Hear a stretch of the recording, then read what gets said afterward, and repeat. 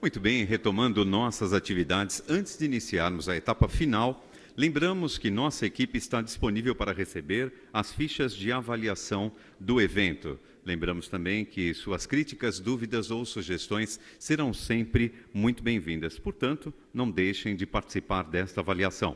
Será feito um sorteio de um iPad no final do evento, oferecido pela empresa Milliman.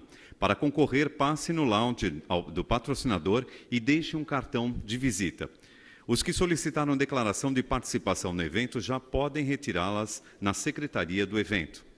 A economia brasileira e seus reflexos no mercado de seguros. Este é o tema do próximo painel, que terá como palestrante a senhora Mônica Baumgarten de Bolle, macroeconomista e sócia-diretora da Galanto MBB Consultoria.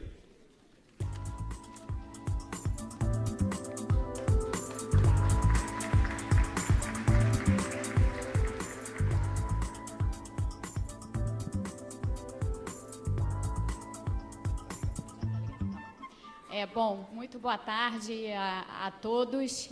Eu agradeço o convite para vir palestrar aqui hoje. O tema da minha palestra é muito mais sobre economia brasileira do que mercado de seguros, mas evidentemente eu vou falar sim um pouco sobre mercado de seguros. E, enfim, é sempre um desafio meio hercúleo, assim, você falar logo depois do almoço. Então, eu vou tentar manter a palestra o menos árida possível, embora o tema seja um tanto árido, né? Se bem que a economia brasileira hoje está suficientemente interessante para não ser tão árida assim. Bom, o que a gente tem, eu acho, aqui no Brasil e no mundo, de um modo geral, é um maledetto imbróglio, é um maldito imbróglio. Isso aqui é um filme, foi um filme de 1959, estrelado pela Cláudia Cardinale.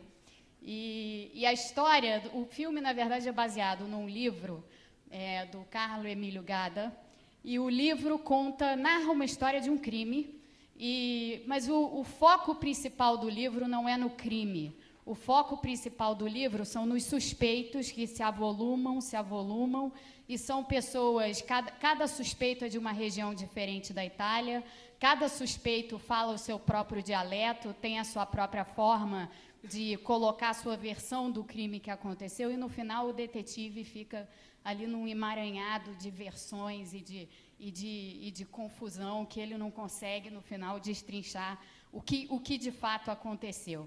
Eu acho que isso é um pouco a história da economia brasileira, e sobretudo, a história da economia brasileira conforme a gente vive ela hoje. A gente tem aí um emaranhado de versões, né? A gente tem o governo brasileiro contando uma versão bastante positiva e otimista do que tem se passado com a economia brasileira. De outro lado, a gente tem uma série de críticos e analistas, mais conhecidos como pessimistas adversativos, como qualificou a presidente recentemente, que veem a economia de outro modo e que veem a tudo sob uma sombra extremamente pessimista. Eu vou tentar argumentar que a gente, pelo menos, não parece estar nem num lado nem no outro. Apesar do Cristo Redentor desgovernado da Economist, eu acho que a gente está aí no meio do caminho. Não é o mar de rosas que o governo tem retratado, não é o fim do mundo que muitas pessoas do mercado têm dito. É um meio do caminho que não é um meio do caminho muito bom, porque as perspectivas à frente são perspectivas assim um pouco desanimadoras. Mas, ao menos, a gente pode dizer que o ponto de partida, pelo menos que a gente está, é menos ruim do que pode talvez parecer. E, na verdade, em falando de imbróglio, quer dizer, não somos só nós que estamos metidos no imbróglio. Quando a gente olha aí mundo afora, a gente vê que uma série de países estão aí com suas próprias confusões, né? Os Estados Unidos acabaram de declarar o fechamento, o apagão do governo, o shutdown. É um shutdown que ninguém sabe muito bem quanto tempo vai durar. Pode ter repercussões sobre essa discussão de elevação do teto da dívida nos Estados Unidos. Isso daí vai ter, se chegar nesse ponto, isso daí vai ter consequências sobre os mercados. Os mercados, no momento, estão um tanto achando que a coisa vai fluir mais ou menos como ocorreu em 2011, em que no apagar das luzes se chegou a um acordo, mas há razões para acreditar que hoje o impasse político é um pouco mais grave do que ele era em 2011, de certo modo, de forma que eu estou, na realidade, muito pessimista com esse desenlace aí das próximas semanas nos Estados Unidos. Isso vai ter repercussões aqui para nós. Eu acho que está passando meio que em branco, assim, na cabeça das pessoas e não devia. E, na verdade, quando a gente tem esse contexto em que há imbróglios em outros países, e a gente relativiza o nosso, a gente não deve fazer isso muito, mas, evidentemente, quando a gente relativiza o nosso, a gente vê que a situação é ruim, mas ela não é um desastre, né? Não é, o Cristo Redentor não está prestes a afundar na Bahia, eu acho ainda não. Bom, onde estamos? A gente teve aí no segundo trimestre, no resultado do crescimento do segundo trimestre, a gente teve uma surpresa positiva, tanto os analistas quanto o próprio governo. Foi uma surpresa positiva que resultou de coisas muito específicas, então teve aí uma relação grande com a agricultura, teve uma relação grande com o que aconteceu com o setor de construção, mas eu acho que, no geral, o que o segundo... eu estou falando especificamente do segundo trimestre, porque eu acho que ele dá uma lição grande sobre essa história de você não ficar nos extremos, né? Nem no extremo do otimismo, nem no extremo do pessimismo. Porque, no fim das contas, com esse resultado, a gente vai ter um crescimento para esse ano, que não vai ser um crescimento muito ruim, também não vai ser espetacular, vai ser algo aí na faixa de 2,5%, que é o número com o qual o governo já, inclusive, passou a trabalhar, era o número que muitos analistas já tinham, e quem tinha números menores do que esse já revisou os seus números para cima. Então, isso daí dá eu acho que um certo... dá uma acalmada um pouco nessa visão muito pessimista que predominou aí em meados do ano, quando houve as manifestações, quando houve toda essa turbulência social no país, em que eu acho que as pessoas passaram a ver uma situação muito mais sombria do que ela de fato era, embora ela não fosse lá tão boa assim. Mas tem coisas no Brasil que assustam, tá? E uma coisa que eu acho que assusta bastante, pelo menos quando a gente olha... eu vou explicar o que é esse PTF aí. Quando a gente olha o que está acontecendo com a situação do país, isso aqui é um cálculo de produtividade. Então, isso aqui é o que está acontecendo com a produtividade da economia brasileira. Existem várias formas de se calcular a produtividade, tem milhões de metodologias diferentes para se fazer, nenhuma é perfeita. Aqui tem duas, e as duas mostram um quadro semelhante. Quer dizer, o que a gente vê é uma queda bastante expressiva aí nos últimos anos. Não é novidade isso, a gente tem essa queda aí da produtividade conosco desde 2007, mas é uma queda bastante acentuada da produtividade da economia brasileira, e isso daí é algo que a gente, quando olha à frente, não vê muito como esse processo vai ser revertido. Quer dizer, a grande aposta do governo brasileiro para reverter esse quadro de queda da produtividade era nos investimentos em concessões, em toda a parte de infraestrutura.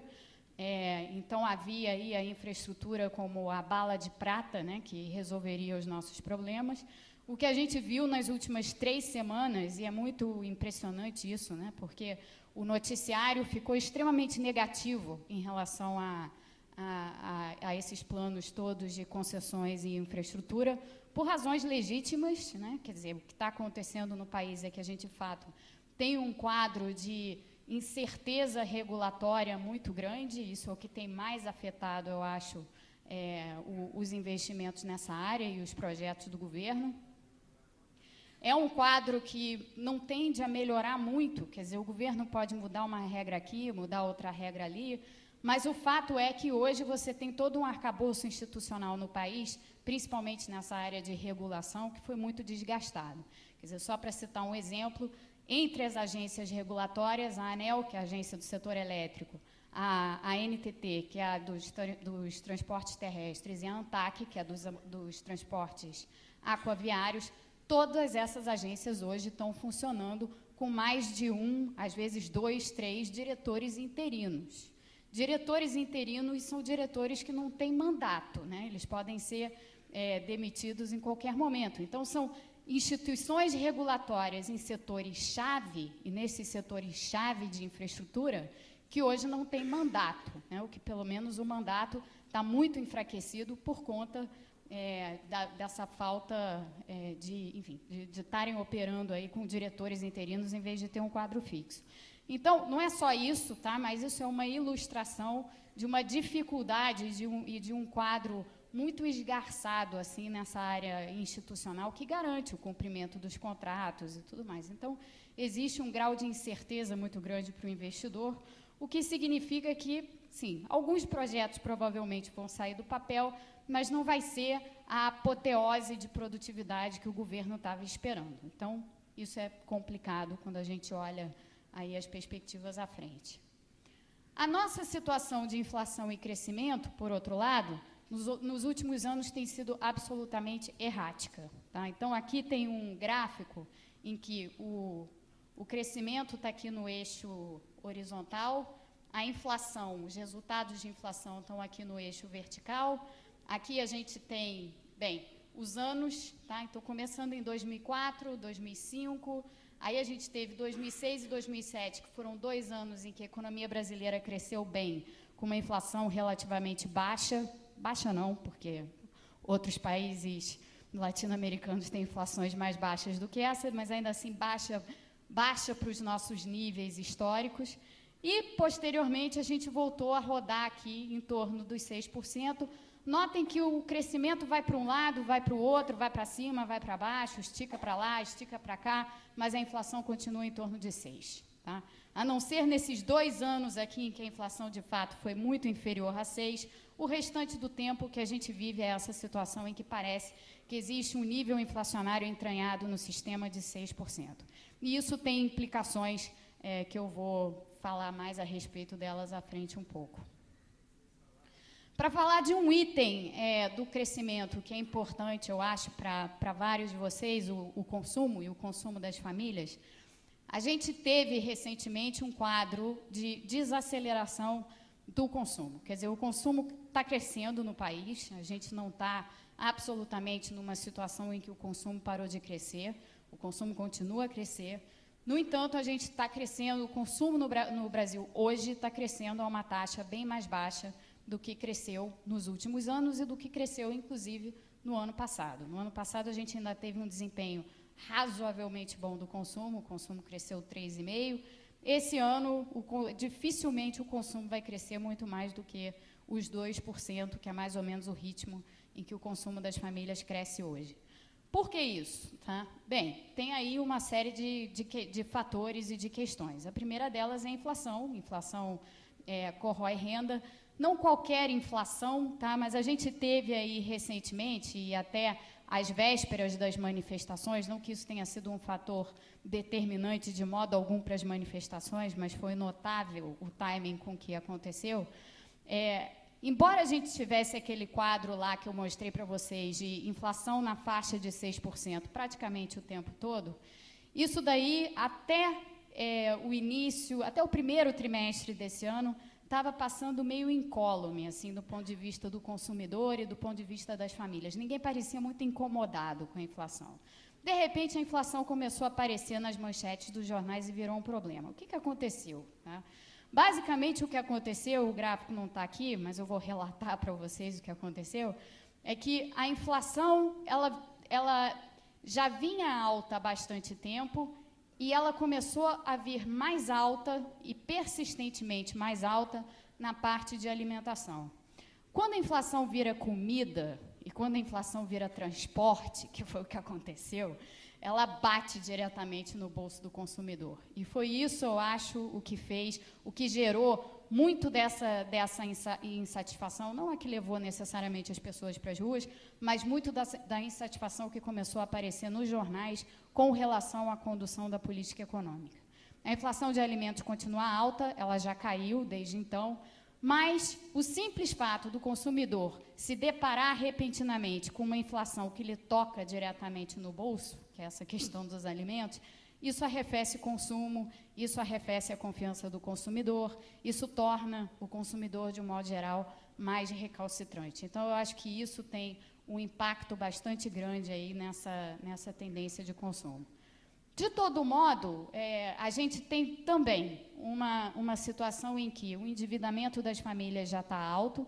Aqui eu faço uma ressalva, que é a seguinte: os jornais o tempo todo, aqui e lá fora, falam muito nessa questão do endividamento das famílias brasileiras e fazem essas comparações internacionais em dizer que o Brasil, a dívida das famílias no Brasil como proporção da renda é muito elevada, subiu, está muito alta. É verdade, tudo isso é verdade. No entanto, quando a gente abre o endividamento das famílias e vê aonde, de fato, as famílias se endividaram, o que você vê muito nitidamente, sim, teve o fenômeno automóveis, teve o fenômeno eletrodomésticos, mas aonde houve realmente o aumento do endividamento foi para a compra de imóveis. Isso é positivo, isso não é ruim. A gente tem... O Brasil é um país que tem uma situação anacrônica, porque quando a gente olha para crédito habitacional como proporção do PIB, o crédito habitacional no Brasil é muito baixo, assim, está baixo ainda, está próximo já, mas está um pouquinho abaixo de 10%. E quando você compara isso com outros países latino-americanos, você não vê essa situação. Crédito habitacional no Chile é da ordem de 40% a 50% do PIB, idem no México, idem em outros países. O México é um pouquinho mais baixo, mas, enfim, o que se vê não é isso. Tá? Então, de fato, existe aí um elemento de como a estabilidade, como, sim, o acesso mais fácil ao crédito e tudo mais possibilitou que as famílias se endividassem para comprar imóveis, mas é positivo que esse movimento tenha acontecido. Então, eu não vejo isso como um mal em si e também, apesar de preços de imóveis estarem muito caros em algumas cidades brasileiras, também não consigo acreditar muito nessas histórias de que existe uma bolha de imóveis, não. Particularmente tendo em vista o nosso déficit habitacional. Mas endividamento alto é uma coisa que pesa sobre consumo, então, naturalmente, reduz consumo de outros bens. Se as famílias estão se endividando para comprar casa própria, elas vão comprar menos de outras coisas, então, é óbvio que isso aí tem um impacto em alguns setores, automóveis, por exemplo, nitidamente. Perspectivas de emprego. A taxa de desemprego no Brasil continua em níveis historicamente baixos. A nossa demografia e a forma como a população economicamente ativa brasileira está crescendo muito menos do que crescia no passado. Então, a tendência é que a taxa de desemprego permaneça baixa, apesar da economia estar crescendo menos do que crescia até 2010. Mas, dito isso, existe, por conta dessa desaceleração que a gente viu no crescimento brasileiro, existe, sim, uma perspectiva de alguma fragilidade na margem, quer dizer, tem setores na economia brasileira que estão demitindo. Tá? Isso daí gera alguma insegurança do ponto de vista do consumidor, do ponto de vista do trabalhador, e, portanto, também é outro desses fatores aí que afetam a confiança do consumidor e tudo mais. O que pode vir pela frente, em termos de perspectivas de emprego, a gente não está mais na tendência de melhora que a gente teve. Né? A gente viveu uma melhora extraordinária aí nos últimos 7, 8 anos, de queda muito expressiva da taxa de desemprego. Essa queda, evidentemente, ela não tem mais como continuar nessa intensidade. A gente veio de uma taxa de desemprego de 2 dígitos para uma taxa de desemprego de 5 e poucos %. Então, obviamente, essa mesma intensidade de melhora a gente não vai ver.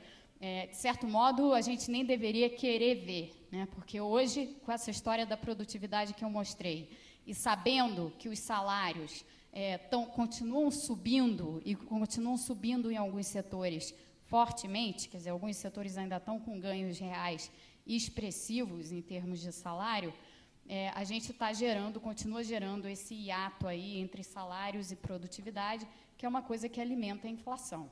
Tá? Então, a gente também não deve... A gente hoje tem uma situação que muitos economistas classificam como pleno emprego no Brasil, que essa história da taxa de desemprego está muito baixa. No entanto, quando a gente olha à frente e tenta extrapolar que tipo de comportamento a taxa de desemprego pode ter, ainda que a economia brasileira tenha um desempenho ruim à frente, então suponhamos que a economia brasileira não cresça aí na faixa de 2, 2,5%, e sim algo bem mais baixo do que isso, Ainda assim, é difícil ver a taxa de desemprego subindo muito, tá? Por questões demográficas. Então, a taxa de desemprego não vai voltar a ser o que ela era, ainda que a gente tenha um desempenho menos auspicioso do que, se é que 2,5 é algo auspicioso, mas é difícil ver a taxa de desemprego indo muito além do que uns 6, 6,5, alguma coisa aí nessa ordem de magnitude. A renda das famílias, no ano passado, isso aqui é importante destacar, porque esse ano já não foi assim, e ano que vem certamente não será assim. Mas a renda das famílias no ano passado, o IBGE acabou de divulgar a Pesquisa Nacional por Amostra de Domicílios, que é uma pesquisa anual que o IBGE faz junto às famílias. E, segundo a pesquisa de 2012, a renda das famílias no ano passado cresceu, em termos nominais, 14%. Não surpreendentemente, 14% foi exatamente o aumento do salário mínimo no ano passado. Lembrando que a gente tem no país hoje essa regra anacrônica de reajuste do salário mínimo, em que o salário mínimo é reajustado pelo PIB, pelo crescimento do PIB de 2 anos atrás, mais a inflação de 1 ano atrás. Então, em 2012, o salário mínimo foi reajustado pelo crescimento do PIB de 7,5% que a gente teve em 2010, mais a inflação de 6,5% que a gente teve em 2011. 6,5 mais 7,5 dá 14, e não surpreendentemente, esse foi exatamente o crescimento da renda nominal das famílias constatado pela PNAD. Tá? Essa regra de salário mínimo, hoje, ela é um problema. Ela é um problema porque, primeiro, ela indexa pelo PIB, que é uma coisa que não faz muito sentido, e ela indexa pela inflação passada. Então, ela cria uma inércia nos custos, ela cria uma inércia nos salários. A gente tinha desmontado esse arcabouço de indexação, a gente voltou um pouco com ele ao recriar essa regra de salário mínimo, e, de novo, ela é uma coisa que tende a acentuar essa história do diferencial salários e produtividade que eu mencionei aqui. Bom, outra coisa que continua ruim no Brasil e não melhorou, e não tem cara de que vai melhorar, hoje, aliás, saiu o dado de agosto da indústria, é a indústria. Tá? Isso aqui é indústria geral, evidentemente. A indústria em si, quando você olha esse indicador de indústria, ele é um indicador geral para uma coisa que é muito heterogênea. Então, dentro da indústria, você tem setores que estão melhores e você tem setores que estão piores. A indústria, no geral, está com essa cara aí de empacamento. Tá? Ela parece que, quando você pega... Esse gráfico está desde 94, mas quando a gente pega aqui esse período mais recente, o que a gente vê é uma falta completa de tendência na produção industrial. Então, ela fica nesse sobe e desce, assim, meio errático, que é o que a gente viu nos últimos meses. Isso aqui é nível, tá? Não é taxa de crescimento. Aqui do lado de cá é o câmbio, aqui do lado de cá é o nível da produção industrial. E aqui está, então, esse comportamento mais recente da indústria que mostra essa falta de tendência. O problema da indústria brasileira tem a ver com as questões de infraestrutura, tem a ver com as questões de carga tributária, tem a ver com as questões de custo de mão de obra, que acabei de mencionar. Então, tem uma gama de fatores afetando a competitividade da indústria, e esses problemas todos não são resolvidos com uma desvalorização do câmbio. Então, esse gráfico daqui, o que ele mostra é exatamente isso, quer dizer, o que a gente passou a ter, quando a gente olha na perspectiva longa, o vermelho é o câmbio, o azul é a indústria, a gente vê que até um determinado momento havia uma relação estreita ou razoavelmente estreita entre a indústria e o câmbio. O câmbio se desvaloriza, isso aqui é um gráfico de correlação, não de causalidade, mas isso parecia ajudar a indústria em alguma medida. Nesse período aqui de 2004 até as vésperas da crise de 2008, câmbio e indústria andaram em direções opostas. Por quê? Isso aqui foi exatamente o período maior de bonança internacional para nós. Foi quando a China estava crescendo aqui naqueles 10, 11, 12% ao ano. E, nesse período, a gente enfim, teve aí um benefício enorme vindo desses ventos externos extremamente favoráveis, que valorizaram o câmbio, mas, simultaneamente, ajudaram a indústria, além de terem ajudado outros setores da economia brasileira. Então, houve essa disparidade aí entre o comportamento da indústria e o comportamento do câmbio. De lá para cá, o que a gente vê é que a indústria empacou, o câmbio se desvalorizou, e até agora, pelo menos, na indústria geral, a gente não vê evidências claras de que a desvalorização do câmbio tenha ajudado. Tá? Isso não quer dizer que, para alguns setores industriais, o câmbio não esteja, de fato, ajudando. Provavelmente está. Mas, no agregado, quando você soma todos os setores, a indústria está com essa cara aí de estar meio empacada a despeito da desvalorização do câmbio.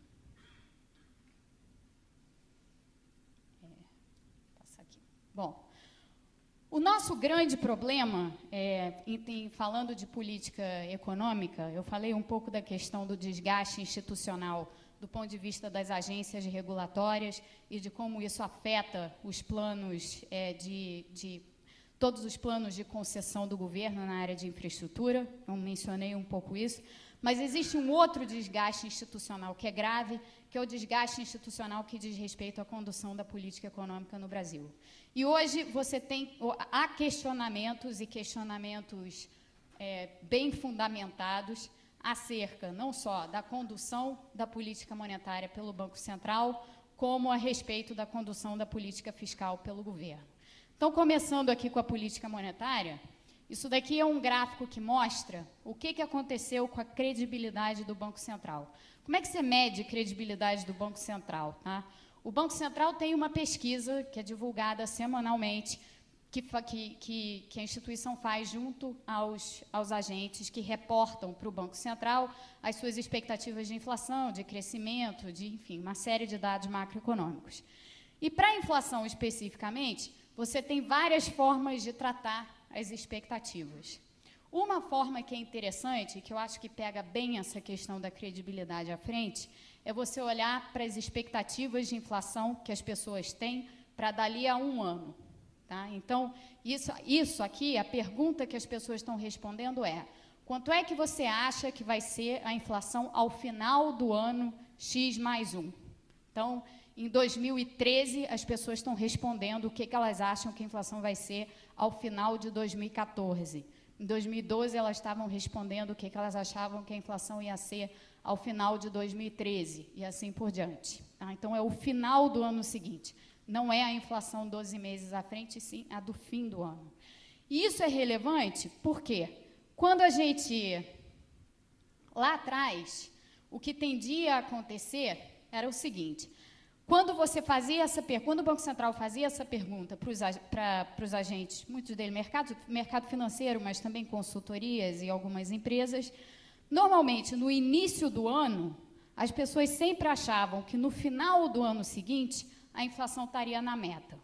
Ainda que, naquele momento, a inflação não fosse de 4,5% e estivesse muito longe de 4,5%, o que era reportado sempre era que, bem, não está agora, mas no final do ano seguinte, a inflação vai estar em 4,5%. Então, o que a gente fez foi construir um índice que tentasse medir como que isso evoluiu ao longo do tempo, tá? Essa percepção das pessoas em relação ao ano seguinte. E aí o que a gente constatou foi essa coisa dramática que esse gráfico mostra. Aqui está o percentual dos agentes que acreditam nos 4,5% de inflação do ano seguinte. Então, a gente vê que aqui, em 2007, durante o ano de 2007, 90% dos agentes pesquisados pelo Banco Central achavam que a inflação do ano seguinte ia estar em 4,5%. 90%. Tá?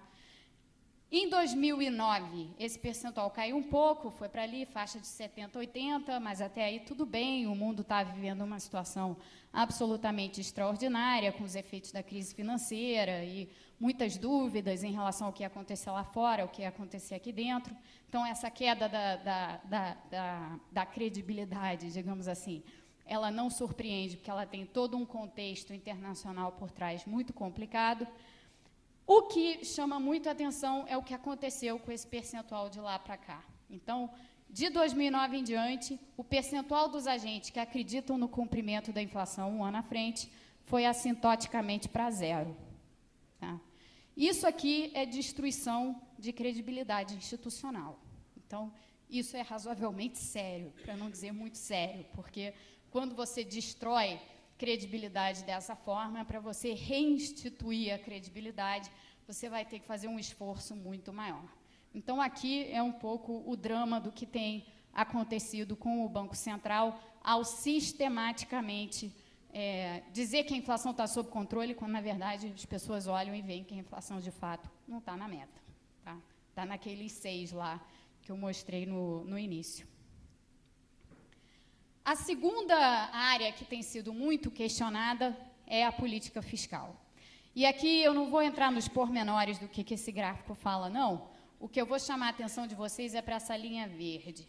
Essa linha verde é uma tentativa de calcular o que é o esforço fiscal que o governo está fazendo. O que é esforço fiscal? Esforço fiscal é o seguinte, é tudo o que o governo faz que não esteja sendo explicado pelo crescimento da economia, que gera um resultado fiscal positivo. Então, o que isso quer dizer? Tá?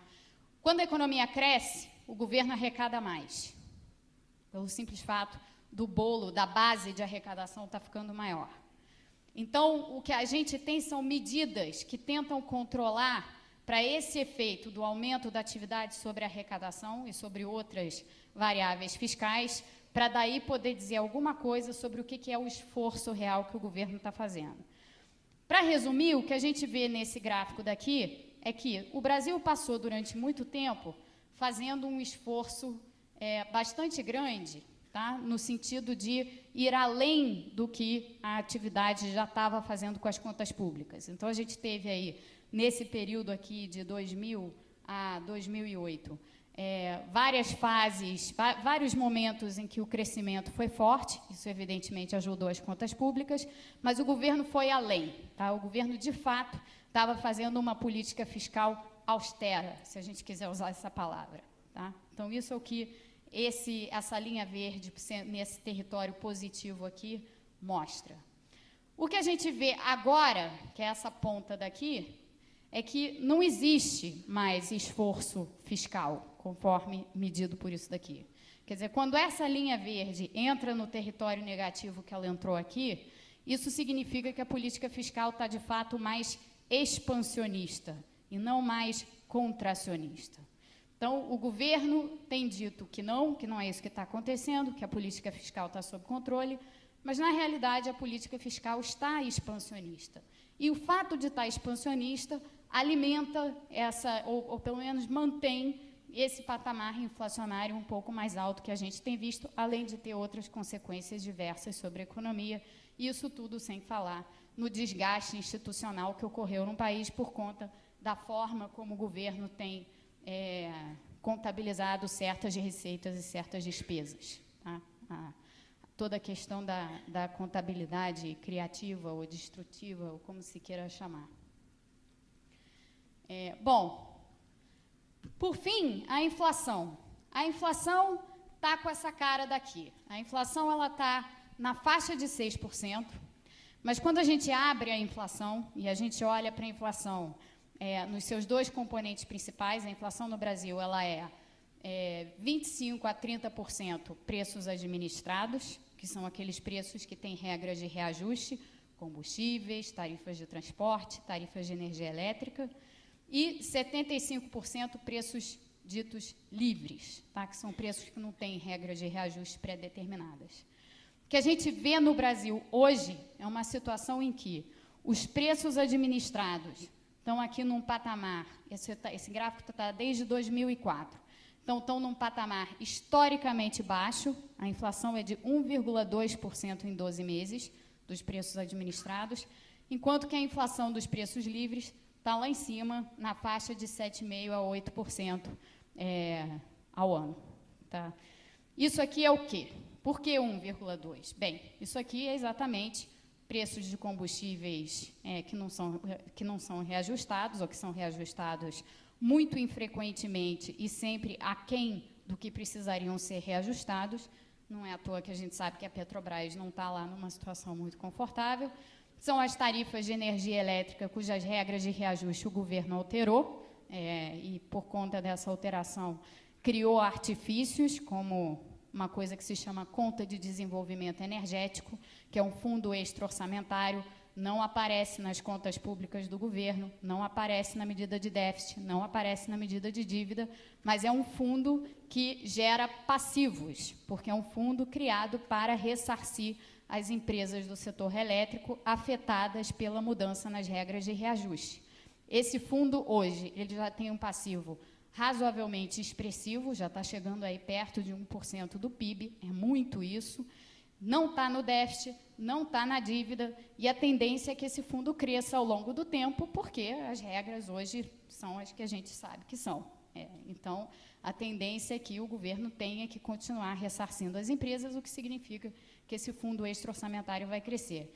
Isso é um artifício, o tipo de artifício que a gente tinha milhões desses artifícios nos anos 80 no país, um monte de fundos extra-orçamentários criados por diferentes motivos e para diferentes propósitos. Hoje a gente já está recriando um pouco desse arsenal aí de coisas que a gente não deveria estar fazendo, razão pela qual tem muita gente lá fora de mau humor com a gente. É óbvio. Tá? Bom, o problema grande aqui, quando você vê esse grau de divergência entre preços administrados e preços livres, é que essa situação de preços livres baixos aqui, ela não pode ser mantida a longo prazo, né? Em algum momento ela aparece, ou ela vira um custo fiscal evidente para o governo, ou ela afeta muito alguma empresa que vai ter que ser recapitalizada, ou ela aparece nesses passivos dessa conta de desenvolvimento energético, enfim.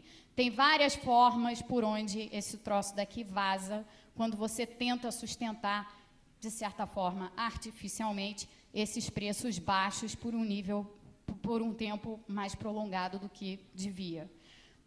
Então, isso aqui é um problema. E hoje, se você deixasse que os preços administrados se reajustassem e tivessem um comportamento parecido com o comportamento da média histórica, o comportamento da média histórica dos preços administrados é algo entre 4% e 5% ao ano. Então, se hoje os preços administrados estivessem nesse patamar, a inflação seria não de 6%, como estava ali naquele gráfico anterior, e sim de algo pouco acima de 7%. Tá? Ou seja, nós não estaríamos cumprindo a meta, nenhuma meta, nem mesmo estaríamos dentro do intervalo de 2,5% a 6,5%. Tá? Teríamos extrapolado o teto da meta de inflação. Então, esse é outro problema. Tá? Alguma hora, esse problema aqui vai ter que ser equacionado de alguma maneira. Bom, perspectivas de médio prazo. A gente tem essa situação de produtividade baixa e em queda, como eu citei no início, diferencial crescente entre salários e produtividade, isso gera mais pressão inflacionária, então essas pressões inflacionárias elas tendem a persistir. O governo tem margem para manter alguns desses artificialismos aí que têm afetado a inflação, mas em algum momento não dá para manter. Né? Então, em alguma hora, isso daí vai ter que ser revertido, ou vai ter que ser repensado, ou vai ter que, enfim, algum ajuste vai ter que ser feito. Essa é que é a mensagem aqui. Quer dizer, no fim, o que eu estou dizendo é o seguinte, o governo até consegue esticar essa corda até as eleições no ano que vem.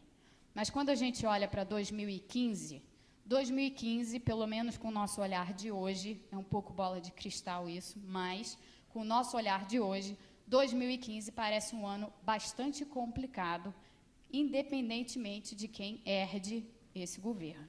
Tá? Vai ser um ano em que muitas coisas terão que necessariamente ser ajustadas, não tem jeito. Tá? Então, 2015, provavelmente, a gente aí está, sim, falando de um crescimento mais baixo do que 2014. 2014, tem muita gente por aí achando que o crescimento vai ser meio desastroso. Eu não consigo acreditar nessas teses, porque, no fim das contas, 2014 é ano de eleição é ano de eleição, é outro ballgame. E eu nunca vi em ano de eleição, a economia crescer menos do que cresceu no ano anterior. Então, eu não acredito em teses muito pessimistas a respeito de 2014. Agora, 2015, sim, vai ter que haver algum tipo de arrumação de casa, e essa arrumação vai ser tanto maior quanto maior for a bagunça eleitoral no ano que vem, para manter o crescimento num patamar minimamente aceitável. Tá? E aqui a gente está falando de, possivelmente, mais gastos do governo no ano que vem, mais crédito público no ano que vem, enfim, coisas que bagunçam um pouco mais a economia e que vão ter que ser reajustadas depois. Tudo isso significa que, quando você olha à frente, não há outra alternativa do que essa que a gente já está vendo o Banco Central fazer, que é a de subir os juros. Quer dizer, no fim, o que a gente está vendo é o seguinte: houve um momento, em 2011, em que a gente achou, e muitas pessoas que hoje criticam muito o governo acharam isso também, eu achei, tá, que em 2011 a gente ia conseguir fazer essa transição para ter um nível de taxa de juros persistentemente mais baixo do que ele já tinha sido no passado no Brasil. Quando eu digo isso, é bem mais baixo. Tá? E, na verdade, o que a gente está vendo é que, de lá para cá, a condução da política econômica doméstica, ao menos, não condice com esse tipo de avaliação. Então, no fim das contas, a gente gerou uma bagunça maior do que devia ter gerado, e o custo, então, vai ser ou conviver com uma inflação mais alta, ou fazer o ajuste nos juros que tem que ser feito. De um modo ou de outro, as curvas de juros no Brasil vão refletir isso, e, de fato, já estão refletindo. Porque, quando a gente olha isso aqui, bom, o Brasil tem umas curvas de juros meio esquisitas, porque a gente faz tudo com base no CDI, né, no Certificado de Depósito Interbancário.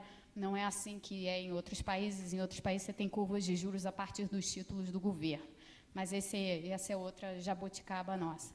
Quando a gente olha 2011, aqui pegando várias maturidades aqui para os contratos de DI, a gente teve um movimento, por conta daquela mudança do Banco Central em meados de 2011, a curva se deslocou do início do ano para o fim do ano para baixo.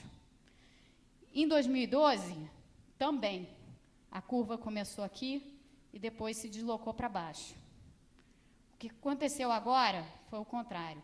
A curva se deslocou para cima. Tá? Então, isso aqui já é exatamente o reflexo dessa desarrumação aí que a gente tem interna e que a gente vai ter que rearrumar em algum momento. Para terminar, curto prazo, a gente tem aí algum arrefecimento no consumo das famílias, mas a perspectiva, como eu mencionei, ainda é de um crescimento moderado. Tendência do endividamento ainda é uma tendência aí de um pouco mais de endividamento na margem para a compra de imóveis, sobrando menos, talvez, para outros setores. No médio prazo, a gente tem uma abertura das curvas de juros que deve persistir em razão do quadro inflacionário, e a gente tem uma maior volatilidade nas curvas também. Tá? Isso, sob o ponto de vista de descontos de fluxo, né, e até a gente fez um trabalho para a CNSEG em 2010, eu e o professor Luiz Alberto, em que a gente tentou olhar exatamente para essa questão da volatilidade da estrutura a termo dos juros no Brasil e em que medida isso daí tem efeito. Se você fosse usar, por exemplo, essas curvas de juros para descontar fluxo atuarial, evidentemente, se a curva começa a ficar muito volátil, ela, como referência para você descontar fluxo atuarial, é péssima. Né? Assim, quanto mais volatilidade, pior. Que você não sabe exatamente qual é a taxa que você tem que usar. Isso tem a ver com aquela discussão lá de trás da SUSEP, daquela história de você usar a estrutura a termo brasileira para descontar os fluxos atuariais, em que a gente, naquela altura, argumentou, olha, isso é complicado, porque a curva de juros no Brasil, ela ainda, primeiro, ela não é uma curva de juros como a que existe em outros países, com maturidades bem longas, né? Porque, na realidade, essa curva de juros nossa aqui, com contratos de DI de 5 e de 10 anos, que é uma curva curta, esses contratos de 5 e de 10 anos são muito ilíquidos. Então, eles em si já têm uma volatilidade enorme. Enfim, e essa volatilidade, o ponto aqui é que essa volatilidade, ela ainda não se desfez, ela ainda não arrefeceu, e a tendência é que ela continue conosco, ou até aumente um pouco, porque a gente tem aí uma bagunça macroeconômica que reflete nesse comportamento dessas curvas. Bom, enfim, aqui eu encerro. Muito obrigada e estou aberta a sugestões, perguntas.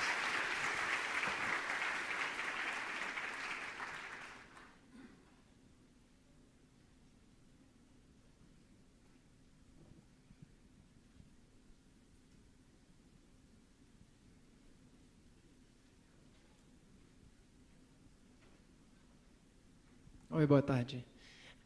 Como você mostrou aí, o governo tem executado uma política expansionista, uma política tipicamente keynesiana, e só um parênteses, né? Keynes também foi um CEO de uma seguradora e teve resultados medianos, porque se não dizer medíocres também. E o Banco Central, como o guardião da moeda, me parece que ele não está fazendo um trabalho que ele deveria fazer. E hoje a única ferramenta que ele usa é a ferramenta de juros. E como você falou, a nossa curva de juros é muito complicado a gente fazer qualquer projeção de juros, principalmente quando estamos pensando para casar passivo atuarial. Gostaria de saber sua opinião hoje, qual seria ou qual poderia ser o melhor caminho hoje do Banco Central para a gente tentar botar essa questão no lugar e não usar só para a política fiscal, ou melhor, para a política econômica, a questão dos juros, não é só a Selic. Tá. Deixa eu primeiro começar respondendo sua pergunta com uma observação. O nosso regime de metas de inflação, do jeito que ele funcionou até a crise, pelo menos, vamos colocar assim, ele sempre funcionou exatamente dessa forma como você descreveu. Quer dizer, o instrumento principal de política monetária sempre foi a Selic. Havia aí instrumentos outros regulatórios que você usa, mas esses são secundários ao uso da Selic. Só que funcionava bem, ou funcionou relativamente bem, acho que por duas razões principais. Quer dizer, a primeira, que o Banco Central, até aquele momento da crise, pelo menos, em que a gente vivia num mundo mais normal, né, não esse mundo meio Alice no País das Maravilhas que a gente tem hoje, o Banco Central tinha uma capacidade de sinalização e de comunicação com o mercado e, portanto, de uso mesmo do instrumento Selic muito melhor do que ele tem hoje. Tá? Então, acho que esse é um ponto relevante. A segunda coisa que eu queria destacar aqui, e que eu acho que é muito importante também para essa questão da volatilidade da curva de juros, que nos aflige mais hoje até do que nos afligia antes, é o papel dos bancos públicos. Porque até a crise, quando a gente não tinha ainda essa expansão muito forte dos bancos públicos e do crédito público, a Selic era um instrumento relativamente... estava ganhando ao longo do tempo e tinha se tornado um instrumento de política monetária mais potente. O que significa que, com pequenos aumentos da Selic, você conseguia ter mais ou menos os efeitos sobre a inflação que você queria, tá? Porque você não tinha tanto crédito subsidiado no sistema, enfim, a taxa de juros estava cumprindo o seu papel, a taxa de juros básica, né, a Selic. Hoje a gente tem um problema grave, porque hoje os bancos públicos voltaram a representar no crédito total do sistema mais de 50%. Então, retomando um pouco a história dos bancos públicos, os bancos públicos, até o início dos anos 2000, quando houve a privatização dos bancos estaduais, o crédito público no Brasil sempre foi de 50%, 50 e poucos por cento do crédito total. Então, havia essa fatia enorme do mercado que era banco público, mas também você tinha um monte de banco público, porque tinha todos os bancos estaduais. No início dos anos 2000, se privatizou. Aí, essa participação dos bancos públicos, evidentemente, caiu, foi para 30%. Dos 50 para 30. E lá ficou durante um tempão. De 3, 4 anos para cá, isso voltou a 50. Hoje está em 50 e poucos por cento.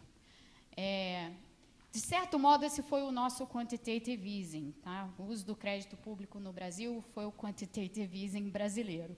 E, ao contrário do que o Fed pensa em fazer, em algum momento, que é o tal do tapering, né, do quantitative easing, a gente não tem a menor intenção de fazer tapering de crédito do banco público. Pelo menos não tem sido essa a sinalização que o governo tem dado. Então, você tem um fator de distorção no mercado de crédito, que é exatamente essa participação muito grande dos bancos públicos, com muito crédito subsidiado, que emperra o funcionamento da Selic e não deixa, tira, de fato, essa potência do instrumento monetário que a gente tinha conquistado. Você tem expansão da base monetária. Você tem expansão da base monetária. O crédito público é exatamente isso. É por isso que eu estou chamando de QE, porque é exatamente isso, é a mesma coisa. Então, isso é um problema. E isso é uma coisa que é outra desses problemas aí que, em algum momento, a gente vai ter que solucionar. Então, tentando casar isso com a pergunta que você fez, voltando à sua pergunta, eu acho que a gente tem, pelo menos em tese, o que ainda existe no papel, digamos assim, do que é o nosso regime monetário, ele é adequado. Só que ele não está podendo funcionar de forma adequada, por vários motivos, inclusive por causa desse papel aí dos bancos públicos. E isso é muito ruim, porque isso gera esse descrédito institucional aí que a gente constata, e volatilidade, portanto.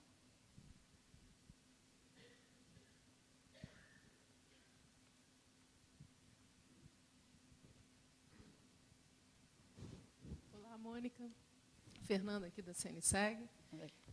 Há 3 anos atrás, quando nós conversamos sobre taxa de longuíssimo prazo, tentando já antecipar esse movimento de avaliação de passivo, utilizando uma taxa de mercado, a gente observou essa oscilação, tentou argumentar, né, com o governo, mas a SUDEP foi adiante e hoje a gente tem uma ETTJ descontando os passivos das seguradoras. E aí eu queria te dar uma informação, porque essa ETTJ é calculada sobre o modelo de Svensson, não é? Nem economista dá muito palpite sobre ele. Então, eu queria um pouquinho a sua opinião sobre um mercado que hoje tem os seus passivos avaliados através de uma curva ETTJ, fitada através de um Svensson. É isso. Como eu estava dizendo aqui, quer dizer, eu acho isso, no caso brasileiro, muito complicado, né? Porque, no fim das contas, a gente tem uma curva de juros que não é bem uma curva de juros, quer dizer, ela tem alguns vértices, mas ela não é uma estrutura a termo, como você tem nos Estados Unidos, por exemplo, ou em outros países desenvolvidos, que você tem todos os vértices da curva de juros, todos os vértices da curva de juros têm um nível de liquidez mais ou menos equiparável, de tal forma que a curva de juros em si faz sentido, né? A gente não tem isso no Brasil, a gente ainda não tem. Então, é complicada essa questão. Acho que não existe modelo possível que você possa fazer para tentar resolver esse problema, porque a gente não tem certos vértices na curva de juros que a gente deveria ter, e os que a gente tem mais longos tem uma liquidez muito baixinha. Então, a volatilidade que você tem ali é natural. Foi exatamente o que a gente tinha constatado naquele estudo, né, Fernando? Então, eu acho que não existe nenhuma forma de você adaptar isso. Não tem. O que deveria acontecer no Brasil é que você deveria ver a construção gradual dessa curva de juros. Como é que você teria a construção gradual da curva de juros? Só com estabilidade macroeconômica, estabilidade institucional, as pessoas sabendo exatamente o que é que o Banco Central está fazendo, as pessoas sabendo exatamente o que é o regime fiscal do país. Enfim, você tem que ter todo um quadro institucional que seja suficientemente adequado para você construir essa curva de juros. A gente ainda não conseguiu fazer isso.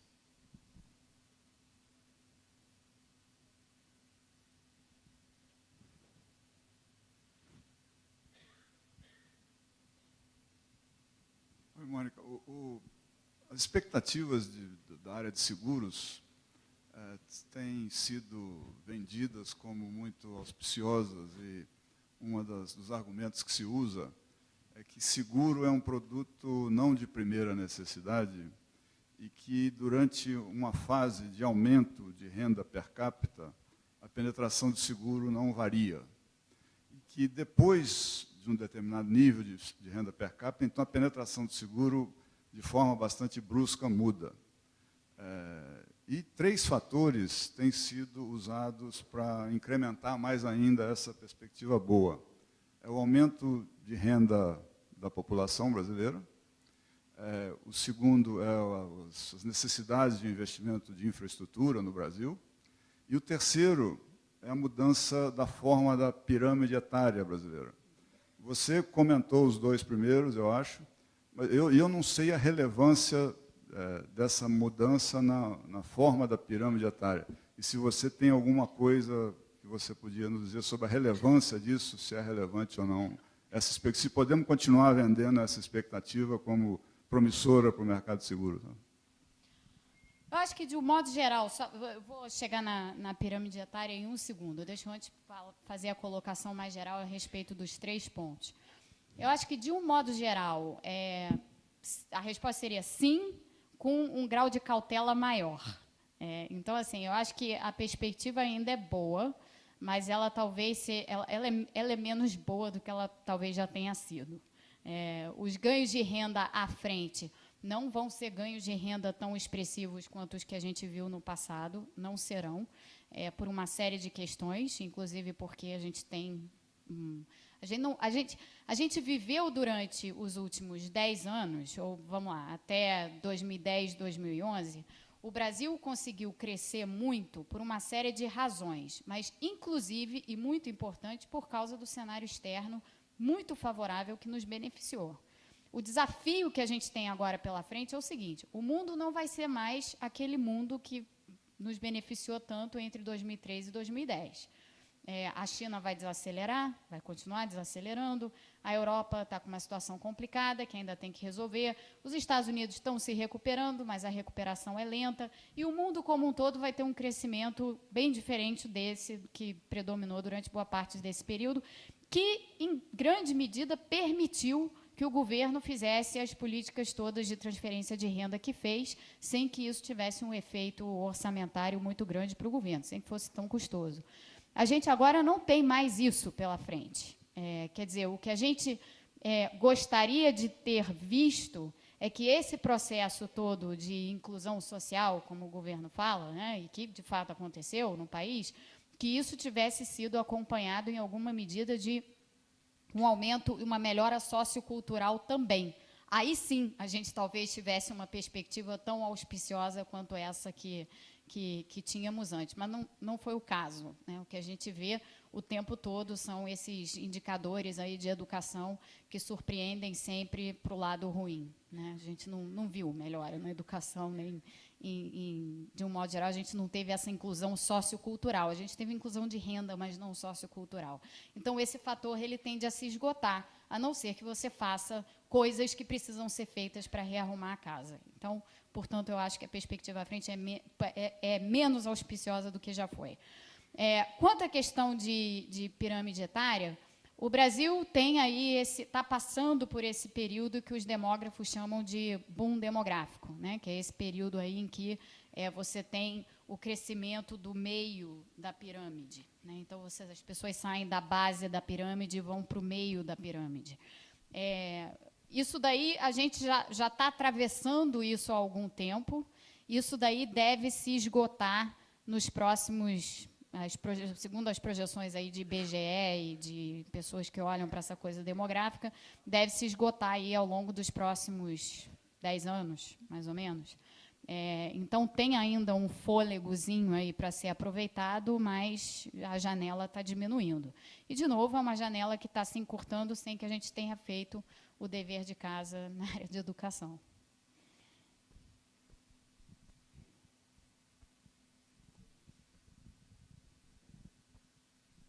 Bom, muito obrigada a todos pelas perguntas.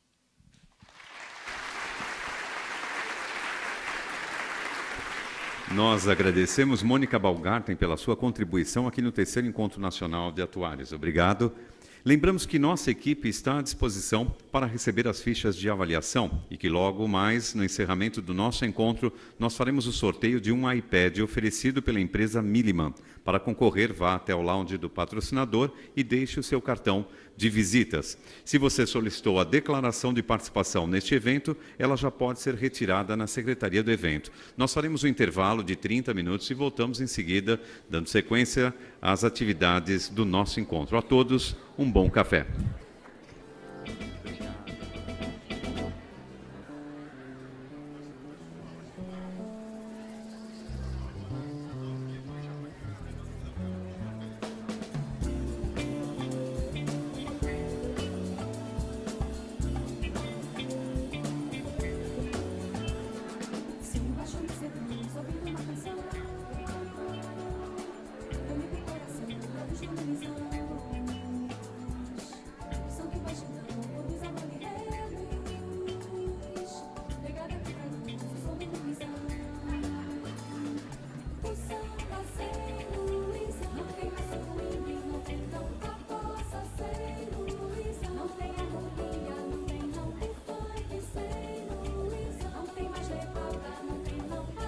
Just say